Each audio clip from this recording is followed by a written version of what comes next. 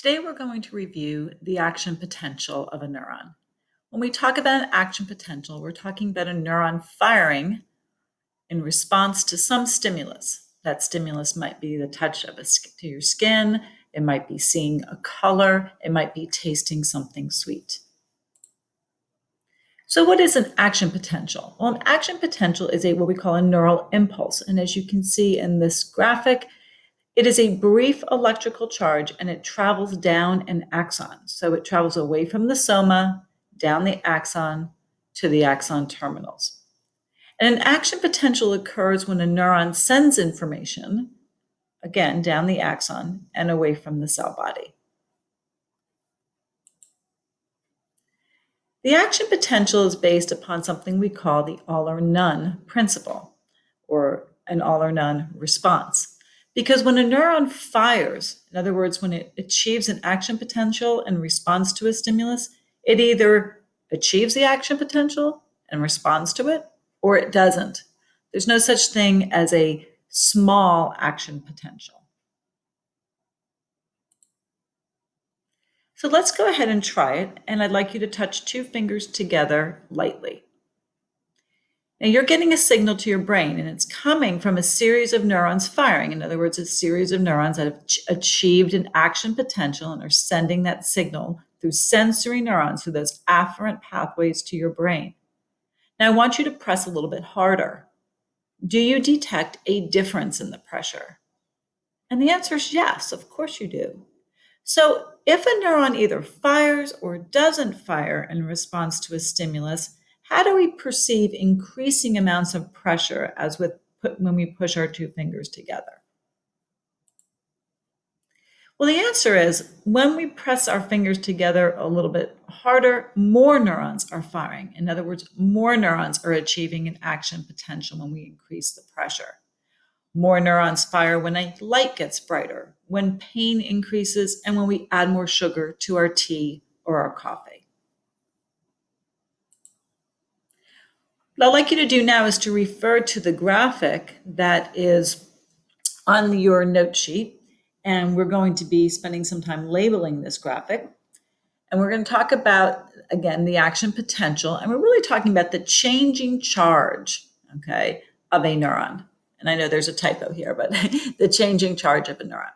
So neuronal cells have an electrical charge that is negative on the inside relative to its surroundings. And that's because there's a high concentration of negative ions in the cell relative to outside the cell. And the membrane of the cell is semi-permeable or selectively permeable, but it doesn't really allow a change of flow between positive and negative ions. Okay. The graph you're seeing shows the voltage or the charge of the cell on the y-axis, and the time, because we're going to take a look at an action potential here, which is an activity. So the passage of time on the x-axis. Okay. So just take a note of that and we'll move on. And we're going to start talking first about resting potential. So when a neuron is not responding to a stimulus, it's just at rest. It's called its resting potential. Some people call it the resting state. So the resting potential of a neuron is when a neuron is not receiving a stimulus, so both before and after an action potential. So take a look at this graphic, and what number is represented by the resting potential, and go ahead and label it. And I'll give you a hint, it appears twice. Remember, it happens both before and after an action potential.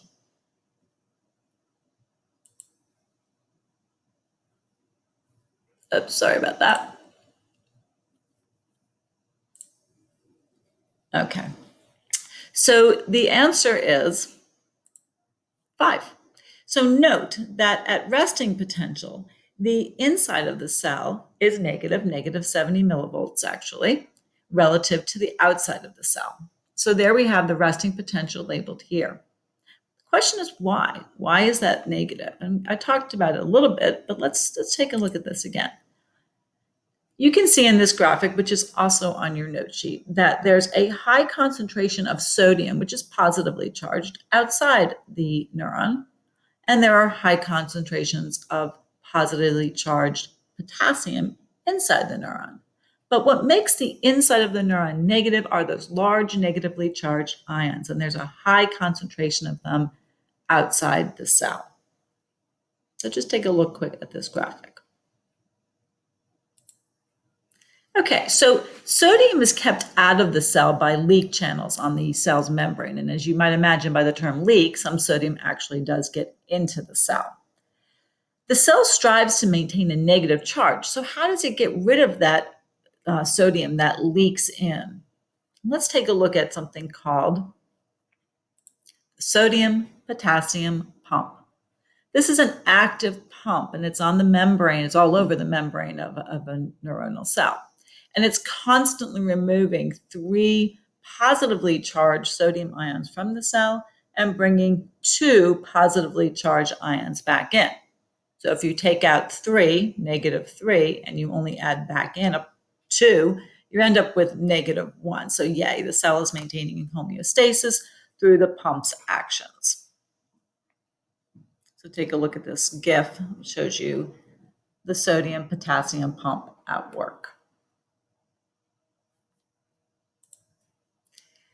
So sometimes a cell does detect a stimulus, and when the stimulus is detected, there are sodium gates that open up and they allow sodium to move freely into the cell. But these failed initiations are when the sodium moves in, but the pump simply removes those excess sodium items and the cell returns to resting potential. So it's a stimulus that's been detected by the cell, but the message never gets to your brain because there is no firing of the neuron. There is no action potential. I want to make it clear that a stimulus is a transfer of a message from one neuron to another, or one sensory cell, like a skin cell, to another neuron. Okay. If the message gets there, the messenger, which is the neurotransmitter, unlocks a sodium gate and permits sodium to freely move across the membrane.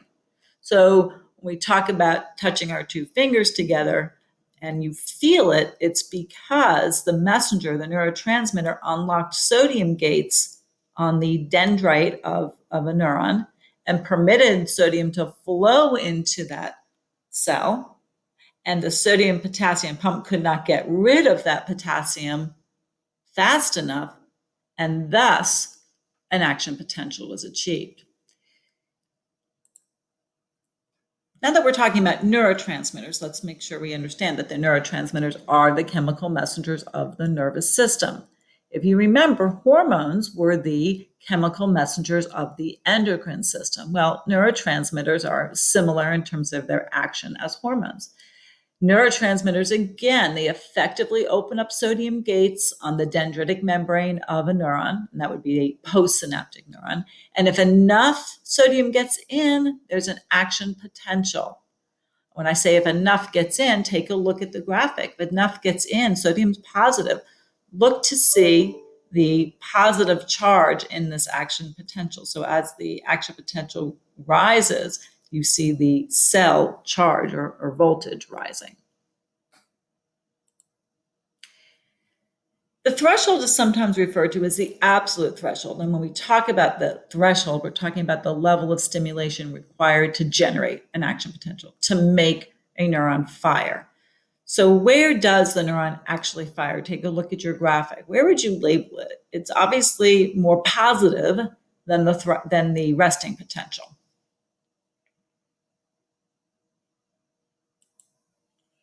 So we would label it, as you can see on the line where it says -55 millivolts. There is no number associated with it. But in this case, with the threshold, when the threshold's reached, that means that a stimulus was strong enough to trigger an action potential. That sodium and potassium pump cannot keep up with the flood of positively charged sodium ions freely moving across the membrane through those gates that the neurotransmitter opened. Notice that the line on the graph beyond threshold, okay, goes up because it's an all or none response. And it will always go up to the same voltage, to that plus 40. And by the way, you do not need to memorize the voltages here. Each neuronal cell is slightly different in its voltage, but typical cells are -70 at rest, -55 at threshold, and about positive 40 when they reach their peak. So when a stimulus is detected, even with failed initiations, the charge or the voltage of the cell's membrane increases because sodium's coming in. The increasing voltage of the cell's membrane is called depolarization. So where would you label that? What number on this graphic represents depolarization?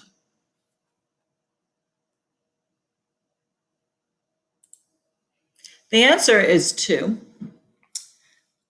It's also known as the rising phase. So you may want to take notes on your chart and even write next to depolarization, rising phase. And remember, during this time, sodium, which is positively charged ions, are moving into the cell, and it's causing the cell's charge or its voltage to increase. And again, if there was only just a few of those neurotransmitters opening up a few sodium gates, probably you'd have a failed initiation. But when the cell does reach threshold, it just immediately, it's fired, it's gone, okay? And the pump is not fast enough to take out those excess sodium. When the cell reaches the peak, that means that the concentration of sodium inside the cell is equal to that outside the cell. Remember diffusion from biology? So now there's nothing going on. Sodium's inside the cell, sodium's outside the cell, and the sodium gates shut down. But now the cell is positively charged, and it's striving to go back to its homeostatic balance, which is a negative charge. Potassium gates open up now on the neuronal cell, and it permits potassium to leave the cell because there's a high concentration of potassium in the cell and a low concentration of potassium outside the cell. So again, with diffusion, potassium is going to move out of the cell. And of course, if potassium is positive, you can imagine the cell's going to start to become more negative because positive ions are leaving. This stage where the positive ions are leaving and the cell is kind of getting back to its resting potential is called repolarization. So during repolarization, sodium gates open up, permitting potassium gates open up, permitting potassium to leave the cell. Meanwhile, let's not forget about that pump. That sodium-potassium pump is removing excess positively charged sodium ions, and the cell charge becomes more negative. This is also known as the falling phase. You could write that down. Okay, so where is repolarization on this graphic? Can you go ahead and try labeling it?